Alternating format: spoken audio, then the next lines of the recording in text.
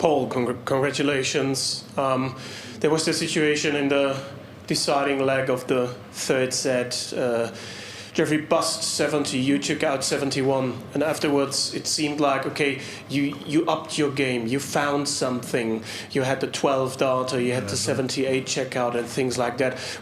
Talk us through that. What happened with that 71 finish? How did you get to that higher level than maybe again in the fourth set? Actually, the funny, like I said, in darts, right? The time you give up because your opponent is going to have a shot it shouldn't be that way. I mean, I always believe that, like I say again, is that you give yourself I have to say that as much as skill is involved in darts, there is a portion of luck involved too. Because you can't, because when you show that you have given up, your opponent is definitely it's going to be a lot easier to finish. But when I put the pressure, let's put it this way, when I got 71 to go, I'm sure before the Graaf right now, in his mind, he keeps saying that, if I don't finish this 70, I'm going to have a shot to finish it. I'm sure it in his mind too. But if I was 256 points behind, then I think it will be a lot easier for him. So I feel that, at that moment is that when it gave me that chance, it's like I took the opportunity and I got it. I'm saying that. And I think that probably is the greatest moment, probably in darts, in a sense, in a competition-wise.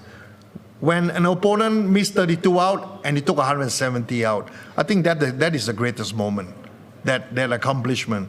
And for every dart player, I think we feel that way too, How much time do you still spend with preparation, with playing at the practice board, with things like that? How much did that change for you over the last few years, or is it just about competing for you at the moment? No, actually practice. No, I always believe that, hey, whatever it is in any sport, I don't know about others, but I always feel that it's part of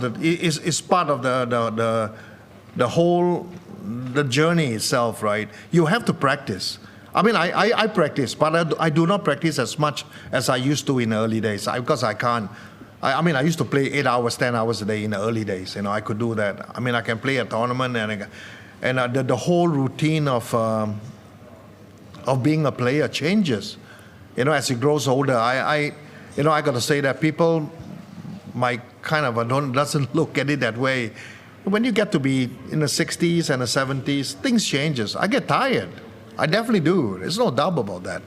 But I condition myself still. So to me, when I moved to Japan, 3 years ago now, and I went there to play the soft tip, and the way I look at it is that, wow, I get tired. I played a round robin. We play round robin anyway. We play round robin, and then I played so well. And after that, I waited for 3 hours. As it goes along, I got tired. I really do.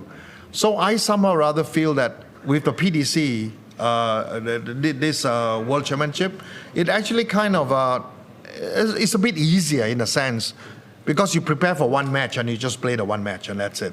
But I still get tired no matter what it is. I'm glad I didn't go to the fifth set, because I know I'll be dragging my I don't want to say my ass, but I'll be dragging for sure. So.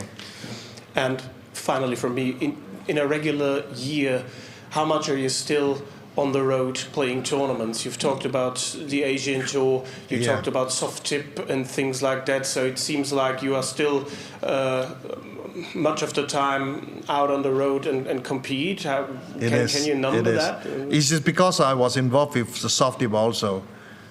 If I count the weekends I'm going to be away in a year, it's over 40 for me. Over 40 weekends, that's for sure. Thanks a lot. Thank you.